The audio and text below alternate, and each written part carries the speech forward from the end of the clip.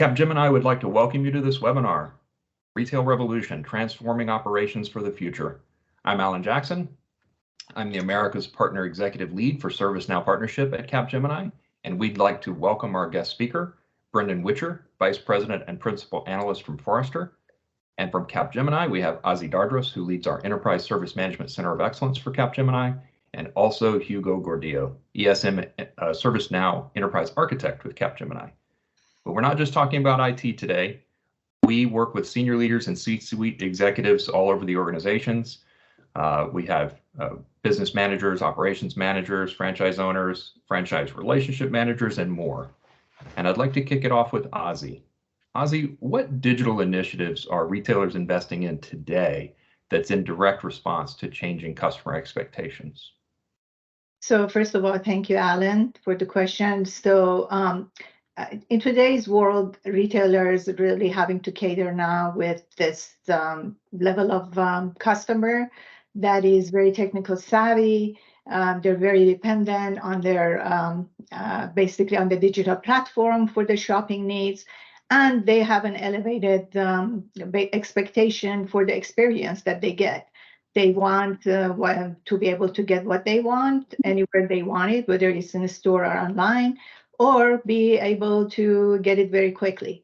So in order to cater to this level of customer, really retailers have to have no choice but to be very flexible.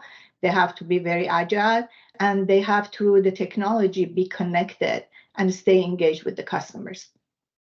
So what they're doing from an initiative perspective, most of the trend that we are seeing, a lot of investment in transforming their contact center using digital platform like AI, data analytics to improve the customer experience, providing omni-channel for basically the shopping needs, as well as raising questions or inquiries or issues.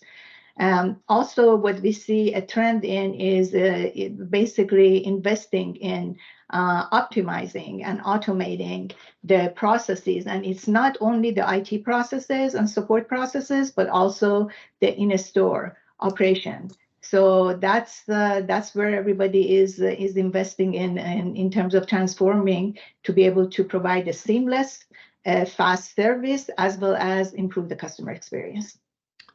Yeah, as you were saying that, I was thinking seamless customer experience, right? It seems like the industry has wavered between positive and negative attitudes toward the value of store locations over the past 10 years.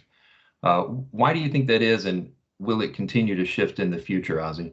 Yeah, I think the positive and negative is always, in my opinion and experience, will continue to exist, because we will always have customers who will enjoy the in-store shopping and the in-store experience and interaction. We're going to have those who would love to have the convenience of shopping online. But I don't think the sentiment is going to change as much. But what I see kind of a trend is the shift in terms of how we use the stores. So today is, in past has always been shopping, right? Going there to buy goods or receive a service. But what we are saying is the stores are becoming a basically location to pick up orders. And there are times that people are calling the stores now in terms of the contact center, in terms of inquiry or raising issues that they have with receiving service or goods. So we are seeing a shift in terms of how the stores are going to be used, and I think this will continue, but not the sentiment about the in-store versus online is going to continue today. Okay, so thinking about that seamless experience, Brendan, what is your point of view on brick and mortar? Yeah, it's an ever-changing sort of topic. It runs hot and cold in the industry for many years now, and the reality is that we got to the point. There's a couple things you can point to see that why they happened the way they did. A lot of brands about 6 years ago were really struggling. Sears, JCPenney, all these other companies, right, were struggling. And there was some confusion with the idea that, are they struggling because they have stores, right? Because they're closing down stores as a first step, usually in saving money. But the reality is there's plenty of other retailers that were doing fine with stores. So it didn't make a whole lot of sense of what was going on. These ended up being brand problems, not really store problems. And then what ended up happening next, which was really interesting, was that just as we were saying, are stores important? Are they not important? The pandemic came along, right? And all of a sudden we realized, like, we need to move our inventory. And the way we can move our inventory is to have these stores be pickup locations, right? As transportation companies started shutting down, warehouses started shutting down, but you had all this capital sitting in physical locations. And then what's really interesting is, I think the deciding factor on this question was, what did consumers do after the pandemic? I mean, don't forget, many of us were forced to go online, right, during the pandemic. Like I think e-commerce hit in the U.S. somewhere above north of 40%, right? And so did those customers stay with shopping online once they could go back into stores? No, they didn't. They actually went back into stores, and we're now back on the trend line that we were on for e-commerce growth. And so we did see that. And so to Ozzy's point, I think what really is important to realize is that buying is always going to be situational, right? It's always going to be situational. And a single customer is not going to say, I'm always going to buy online, I'm always going to buy in store, I'm always going to buy through app. It's never going to be the case. It's going to be what works for me today, right? And maybe it's lipstick at a retailer, and maybe I want to pick it up today and I'm going to be out and about, so that makes sense to go to the store. And maybe I need it today, right, for something tonight. Or maybe I don't need it today, but I know I'm running out and I just happen to have some time while I'm sitting here on my way to work on the train, so I'm just going to order my lipstick now and have it shipped to my home. Like, it's always situational. And so it's almost a ridiculous idea to think that stores would go away, because too many consumers see value in having those physical locations nearby. And to Ozzy's point, as we start to make them purpose designed stores, not just for having something on a shelf where their customer can come in and get something off the shelf, but rather purpose designed where we can add better experiences, customer experience, sort of experiment, like the sort of idea of being able to touch and feel a product, the experiential side of things with the products. There's all these sorts of reasons of why we would be wanting to use stores, including returns processes. Right. So, like, this to me is important components of that. Yeah, I was just thinking about that, where you order something online and then you have an expectation. If I go in the store, they should know everything about my order history and allow an easy return and all that kind of stuff. So in trying to meet those new customer expectations, Hugo, what do you see as the challenges that retailers face today that are different from years past, and maybe different for retailers that operate in a franchise model?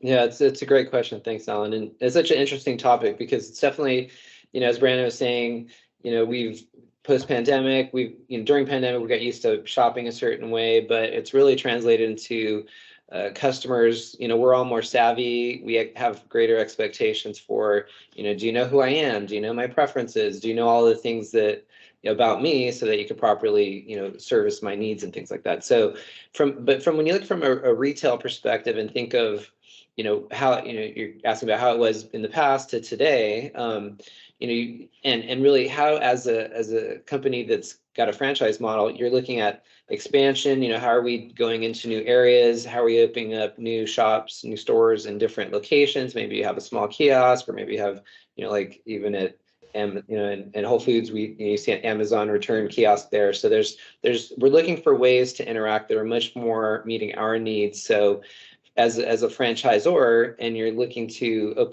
support franchisees that are opening up locations in different areas, really to scale properly, in the past, there was many more siloed systems and processes that were all very disconnected. So it became, how do you grow rapidly? How do you adapt to all these different new customer buying models? So in the past, it was really more siloed. You might do something in a region. And really what we're seeing our customers say is, I want to be able to manage the whole, whether it's all of North America or global, right? How do I have a proper view of what's happening across the globe? How do I enable my franchisees to open up locations easily, have a more standard processes, tooling, right? So, often as a consumer, we think I'm just buying something, but on the back end, as an organization, you need to be able to have the right process, tools, technology to really enable all of those modern things that we want to see happening as a consumer in a retail model.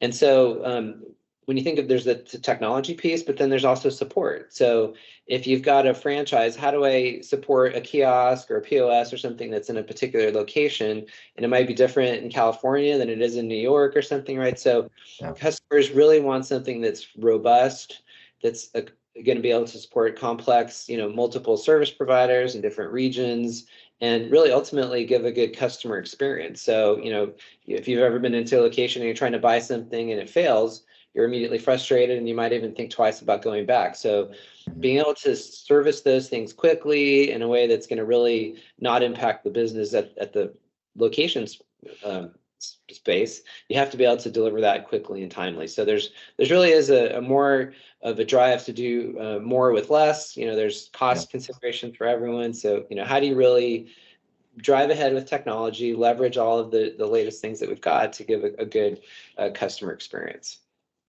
Okay, that's great. Yeah, when I think about being able to automate that from the corporate headquarters location through store locations, through franchisees, there's so many different layers of indirection.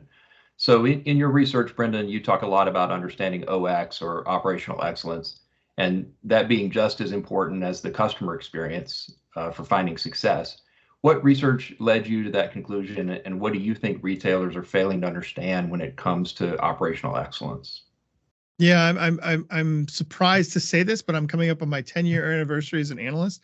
And I used to be a practitioner in retail, and I used to sit there thinking about customer experiences, and I kind of had my head down on revenue and all these sorts of things, very, very sort of results oriented, customer oriented sort of themes.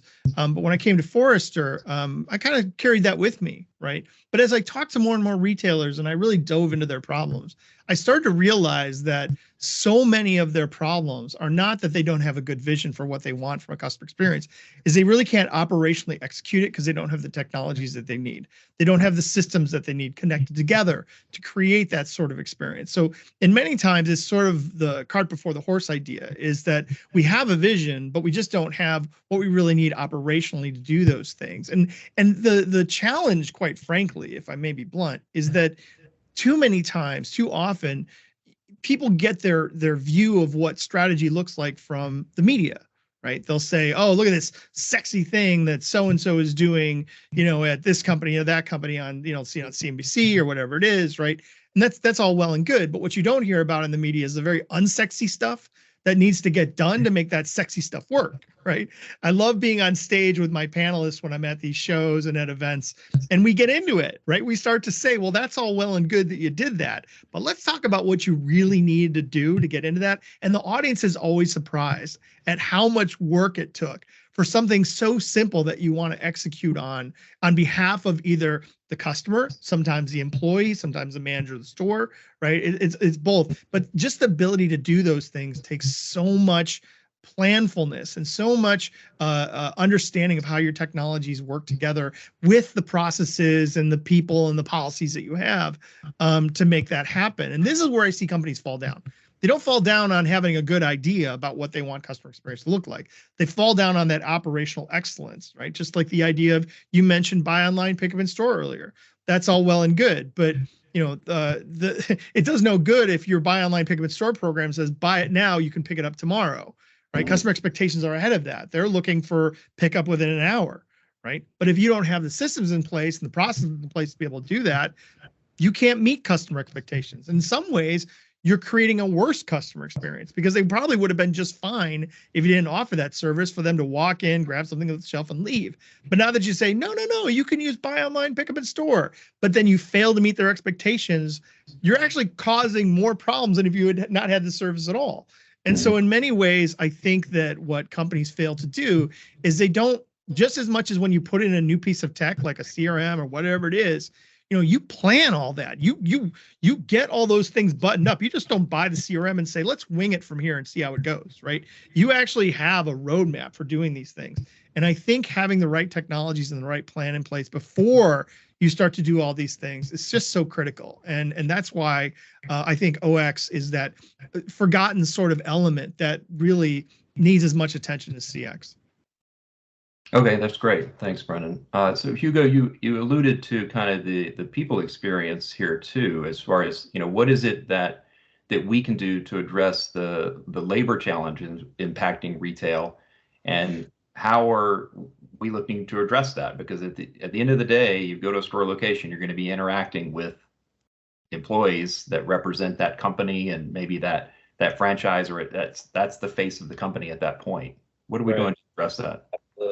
Yeah, and I think what we've seen traditionally in retail is there's typically a high turnover in employees. So you might see, because it's maybe a place where someone comes in and stays for a period of time and then leaves. So when you think of all the things that we've been talking about and high customer expectations and delivering quality service, really, organizations are looking at, how do I attract and retain talent so that we can continue to deliver on that. So I think some of the key areas that they're looking at to improve and shore that up is, having a smooth onboarding process that, might span anything from training to HR policies, payroll, and really giving the employees the tools and technologies that they need to do their job in an effective way and deliver on that high customer quality expectation. Really, to attract talent, having all of those things really starts to translate into employees that want to stay longer, and that your investment in those employees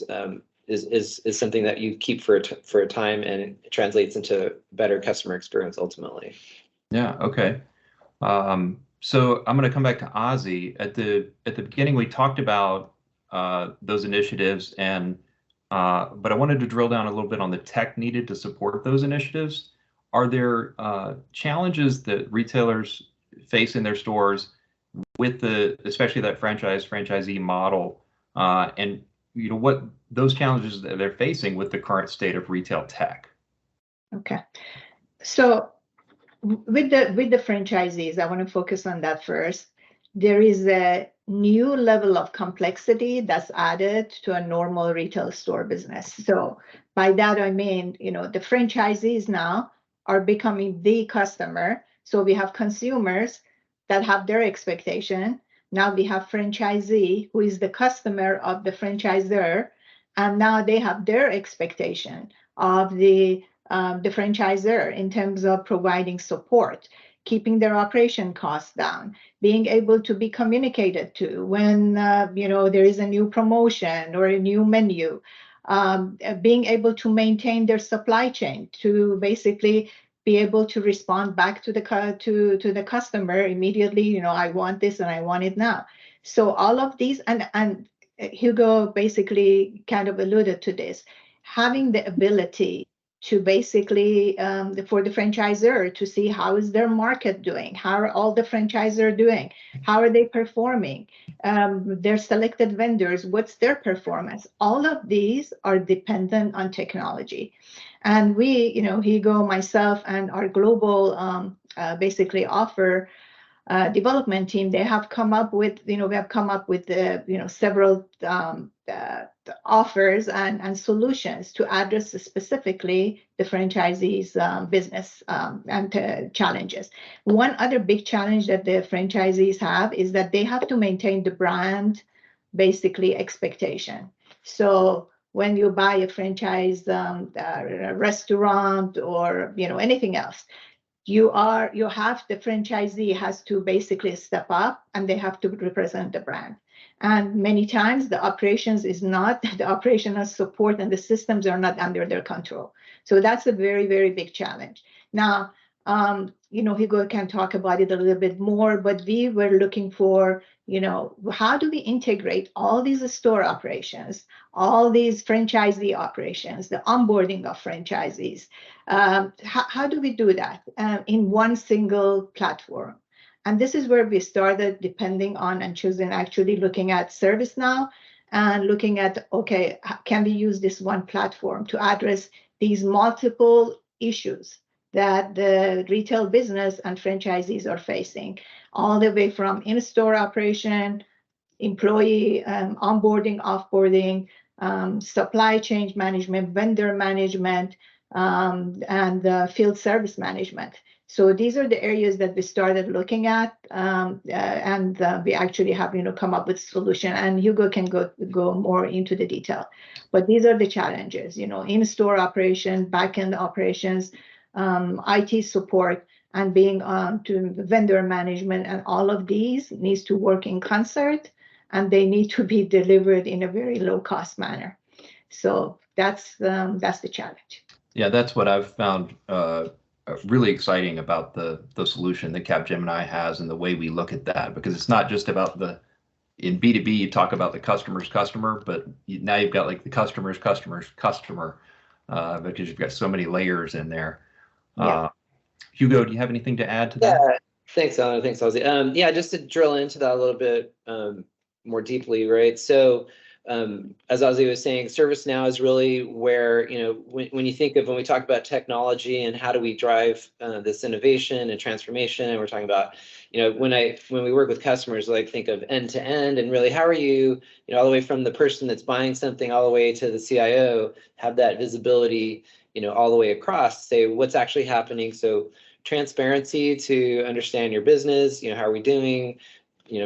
Monitoring to see that you're delivering quality services becomes critical, right? So in what we've done within Capgemini is, from our experience working with our customers in this retail space and listening to them and seeing where their pain points are, what is it they're trying to do, we've built a solution that we call Future Franchise Services. So this is really, it's all built upon the ServiceNow platform. And the idea is that we're supporting the franchisor and the franchisee. So all the things that we were just talking about is, how do you have, and it's something that we hear from all our customers is they want a single experience, right? They want a customer experience and employee experience that's common throughout. And so leveraging ServiceNow platforms and workflows, we're able to, we've built a solution that is accelerating how a franchisee can bring on those stores. I was talking earlier about how do you rapidly bring up new stores in a location, or how do I manage an existing store? So that might be, how do I stand up a new location? And there's all the things that are involved with that, with employees and HR policies, and then there's technology that goes with that, right? So the solution, and really the wonderful thing about ServiceNow and the offering and how it's evolved over over the past decade, you could say, it really brings that customer experience and connects. We like to think of it as you can think of it as front office, back office, right? So you've got all the IT and the business processes on the back end working and accelerating how you deliver quality service to your external customers. So in using CSM within ServiceNow, we have IT, ITSM, and ITOM, and these other technologies that help you manage your tech. You can basically make sure that you have services up and running so that your stores are online. You can also dispatch technicians to go work those kiosks that are having issues, or a POS, it's having a problem. So really, it's looking at the full stack and how you provide value to the business, all the way down to the customer, and you're driving sales and increasing revenue, and ultimately even the employee retention that we were just talking about. So it's a pretty exciting time, pretty exciting platform and solution. So we're excited to talk about that and share that with you. I agree. I've been in the automation workflow business for a long time, and seeing the transformation where these kiosks and point of sale devices and even any kind of IoT connected device can submit its own service request now. To me, I think that's really exciting to see that type of mechanism in place.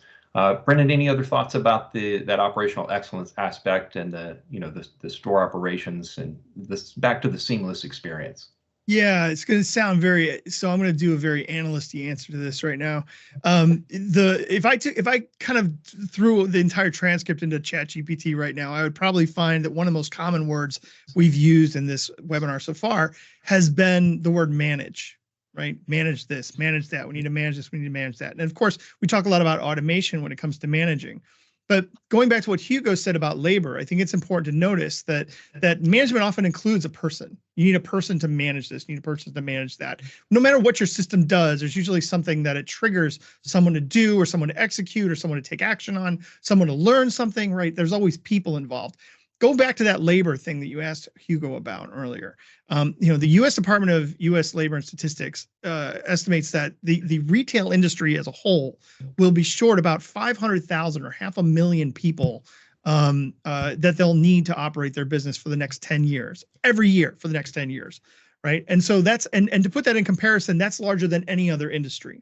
Now, why do I say that? Because as we're talking through what Hugo and Ozzy have talked about here is being able to, you just talked about sending a technician out, right? Well, that takes someone to send a technician out, or a system to send a technician out, and that technician needs to go out and do things. The trade-off costs between inefficiencies when you try to do something without software, without the technologies you need, is that time is finite.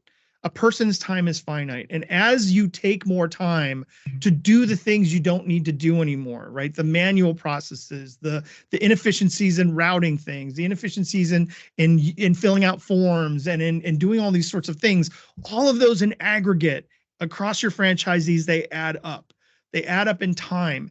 And these owner, managers, workers, franchisees, whatever, the more that they have to do that kind of stuff, they can't do things like help the customer or find ways to make their franchise successful, things of that nature. And so the reason I really like doing this webinar with you today is because I do find that software that helps companies sort of strip away the need to do old models of things, or things that basically franchisees had to remain in the dark about, right? So they just kind of had to guess at the way they did things. That's a mental drain on them. That's a time drain on them. And so as we're trying to win back time, as business owners, as customers, as franchisors even, I think the automation and the robustness of solutions today need to be in place, not only because of what they do, but because of what they allow outside of what they do. And I think that's an important takeaway here, is that you can't really expect to be a business going into 2024 and saying these processes that are inefficient are still okay to do. We're just not in that state anymore. Okay, so speaking of that, you brought up ChatGPT. I think we would be remiss, given how much the topic has dominated the headlines as of late. We need to talk about how AI, and probably Gen AI in particular, impact retail, those business challenges that you just discussed, operational capabilities, and the innovations happening to support operational excellence. Hugo, I'll come to you, and then I'll give our guest the last word. Yeah, it's really an exciting space, and and it's interesting even when we think about AI, Gen AI is definitely taken the front as far as what people are talking about. It's number one disruptive technology term you can think of, right? But it's even now just understanding. I mean, there's deep learning, there's AI, and then Gen AI is like, and ChatGPT is such a specific use case of all of that. But within Capgemini, we've got, as an organization, we was in a session yesterday with our CEO, and he was talking about just our investments and our time we've spent the past over 2 years now in AI and developing point of view and accelerators for this. So it's the way that it's going to touch business, and the way that data gets used and boundaries are set up to target data sets and to drive sentiment analysis and recommendations for how to operate your business better. It's touching everything, anything from, contact center and one of the things that, we're talking about giving better service to the customers is omni-channel. If you're, we have people that want to be able to do something through Facebook Messenger or Teams, and it's coming in through a myriad of inputs. And how do you manage that with human beings? It's really impossible. So it's going to become the standard at some point. How you have to start leveraging that today and make the most of what is it you're trying to do. Have a strategy around AI and data. And with FFS, when you think of the retail space, we're looking at ways to use that data for driving service quality, service uptime, to from an incident perspective, like how are you preventing things from happening and outages to your locations and impacts to customers, all the way to it's touching so many different areas that it's an exciting space. So yeah, you can't talk about anything these days without talking about Gen AI, and I would say we're at the forefront of it really, and we're going to be continuing to evolve that as time goes on. Yeah, and we're fortunate to have such a great forward-thinking partner like ServiceNow, because it's baked into the platform, and we can use it as they make those tremendous investments alongside us. Brendan, final thoughts before we close? Yeah, I think more of the world is becoming humanized, if you will, through generative AI and AI tools. I mean, the thing that people always forget, Hugo kind of alluded to it, but didn't say the word directly. So I'm going to geek out and say the word directly, which is we have so much unstructured data that's out there right now, and it's not really being used without AI. It can't be used really without AI to really improve operations and improve customer experiences and things of that nature. I mean, it's all well and good to learn that I sold 100 sandwiches yesterday. Yay, right? But the thing of it is, like, what did people say about those things, right? Did people give feedback on them? Can we even ask for feedback? If there's no way of analyzing unstructured data in your systems, then don't ask for feedback on things, right? It just empowers you to do much more, so that you can bring that data in and get a better understanding of, across the 100 sandwiches we sold. Like, I'm making an example in the restaurant industry. Like the whole idea is like, well, what combination of things caused customers to be happier or less happy, but based on what they said, not a net promoter score of things of that nature. So you get more of the voice of the customer into the experience. But also when it comes to franchisor communications, right? As you automate more things, filling out forms is a waste of time. If I can just say, ask a question in real voice, in true voice, in natural sort of vernacular that I would use, how can I ask my franchisor a question? How can I communicate something out to my network that uses natural language to talk to the franchisee in their native tongue or in their vernacular of their region or whatever it is, right? These are those inefficiencies I'm talking about that aggregate up to just becoming a smarter business and better able to compete. Mm-hmm. Okay, I think that's a perfect place to close. Thank you, Brendan, for joining us today. Ozzy, Hugo, to those listening, thank you for listening, and we look forward to speaking with you soon.